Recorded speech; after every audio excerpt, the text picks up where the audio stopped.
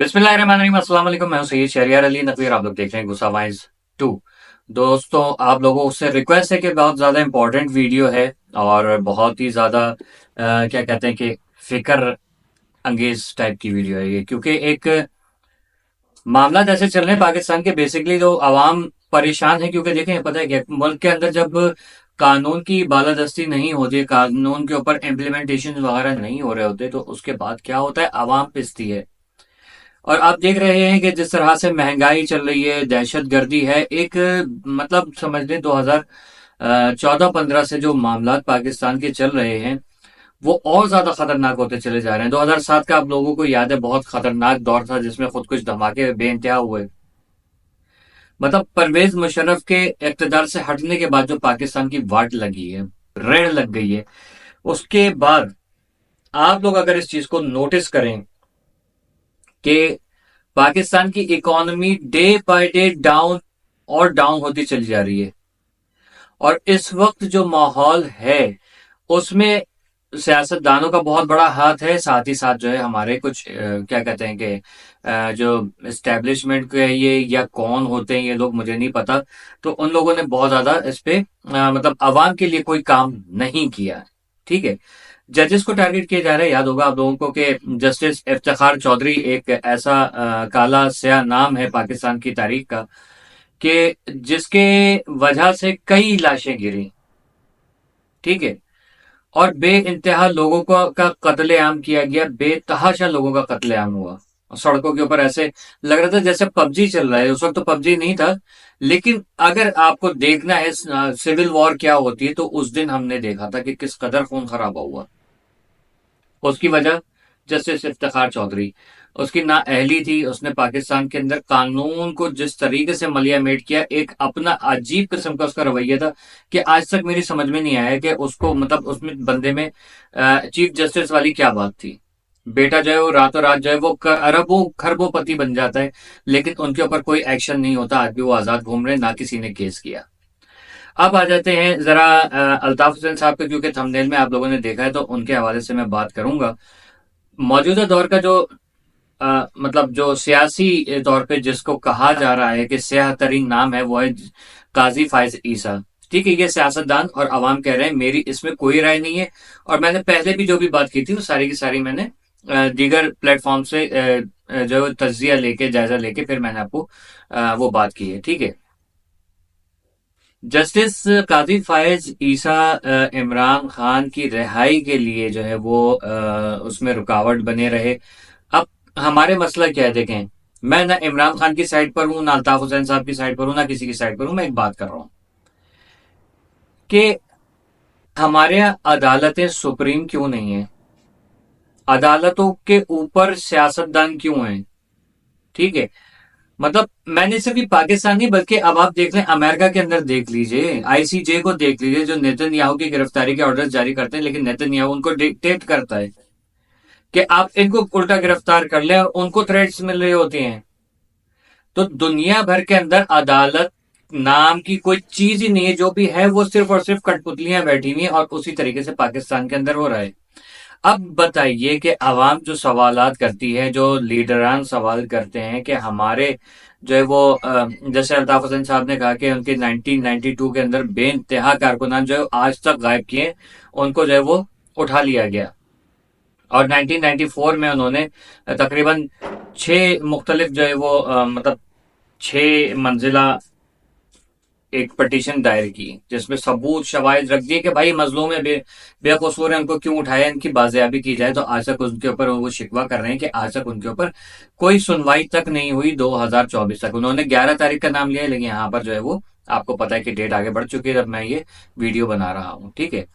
तो मामलात ये हैं कि हम पाकिस्तान के अंदर महंगाई का जो वो चल रहा है, मामला चल रहे हैं पाकिस्तान के अंदर। तालीमी निज़ाम की जो एक माफिया बैठा हुआ है कि पेरेंट तालीम के नाम पे जो है वो लूटा मारी जाए, मतलब एक बाजार गर्म है, बिजनेस चल रहा है। अब ये तालीम नहीं फराहम करता, अब ये बिजनेस है सारा का सारा। फूड स्ट्रीट्स वगैरह में चले जाइए तो आपको पहले जिस जो आप 6 अफराद जिस बजट में खा लेते थे, अब एक बंदा आधा भी उसका नहीं खा पाता, इतना ज्यादा महंगाई है। पेट्रोल की कीमतें, बिजली के जो बदमाशी के, इलेक्ट्रिक की खास तौर पे वारदात की चल रही है पूरे पाकिस्तान के अंदर, मतलब दुनिया के अंदर। मैं अक्सर कह रहा होता हूँ कि दुनिया के अंदर पाकिस्तान वाहिद ऐसा मुल्क है जहां पर बिजली इस्तेमाल हो रही है, बाकी सारे स्टोन एजेस में रह रहे हैं और दूसरे ममालिक ने तरक्की नहीं की है।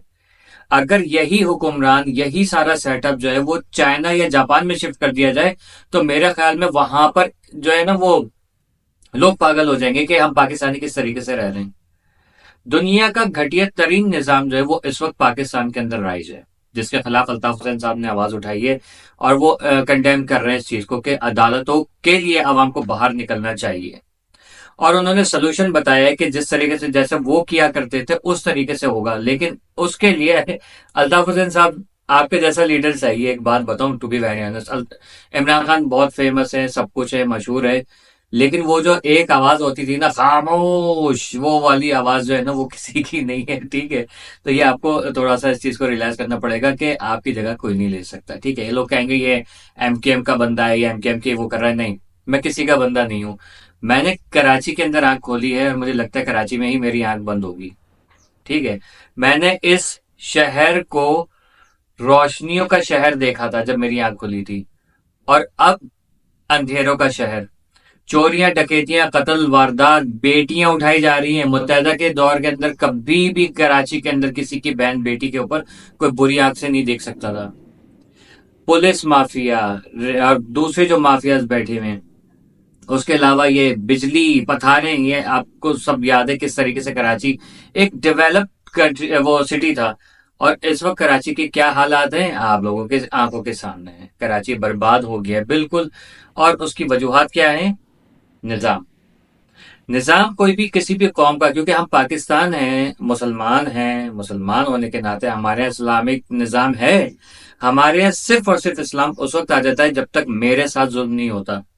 वहां पर मुझे हदीसें भी याद आ जाएंगी, कुरान पाक की आयतें भी याद आ जाएंगी, अइम्मा तारीन के अक़वाल याद आ जाएंगे, सहाबा कराम के जो वो अक़वाल याद आ जाएंगे। मैं वहीं तक मुसलमान हूँ, और मैं उस वक्त बहुत ज्यादा बड़ा मुसलमान हूँ जब पाकिस्तान और इंडिया का क्रिकेट मैच हो रहा होता है। उसके बाद जो है वो डांस शुरू हो जाता है, या फिर माँ की तेरी बहन की चलना शुरू हो जाता है। तो बीइंग अ नेशन, यहाँ अल्ताफ हुसैन साहब कह रहे हैं आवाम बाहर निकले, आवाम सड़कें ब्लॉक करे, रोड ब्लॉक करे, कराची से लेकर खैबर तक सब कुछ जाम होगा, तब जाके जो है वो इंसाफ मिलेगा, सड़कों पे निकल के इंसाफ मिलेगा। ऐसे इंसाफ नहीं मिलने वाला। और उसमें सिर्फ और सिर्फ ये याद रखिएगा कि उनके कहने का मकसद ये है कि इंसाफ इमरान खान को या अल्ताफ हुसैन को या जरदारी को या नवाज शरीफ को नहीं, हर बंदे के लिए इंसाफ। हम निकल रहे हैं बाहर अपने लिए।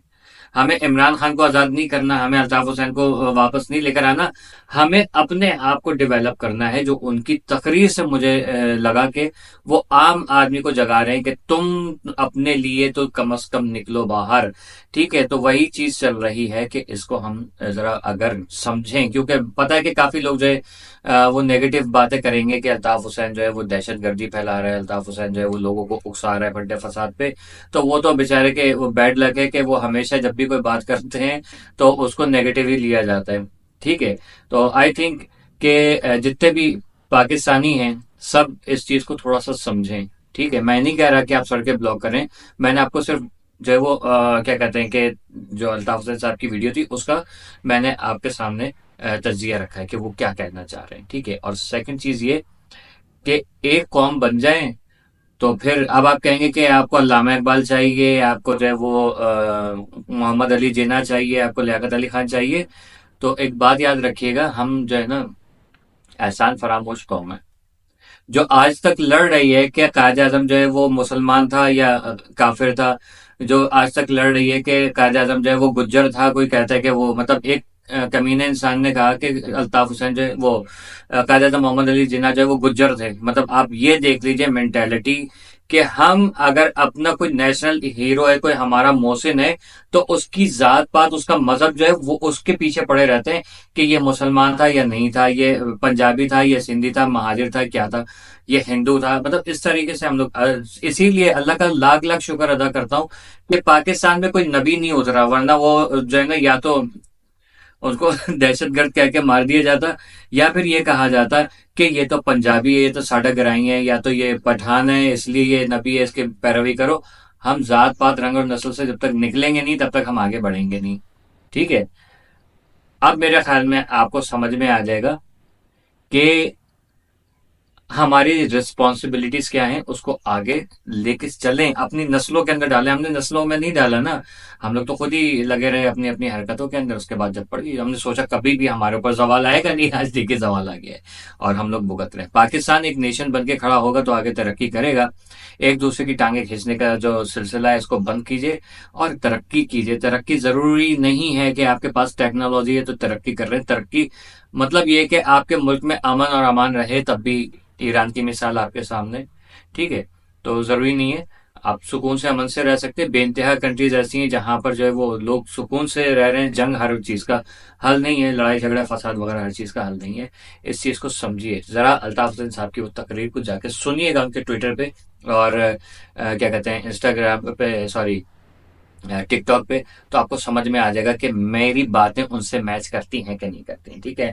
कोई आप लोगों की राय है तो लाइक करके, शेयर करके, कमेंट कर दीजिएगा, और चैनल पे नए हैं तो सब्सक्राइब करके बेल आइकन दबा के ऑल पे क्लिक कर दीजिएगा। मैं हूं सैयद शहरियार अली नकवी और आप लोग देख रहे हैं गुस्सा वाइज 2। अल्लाह हाफिज।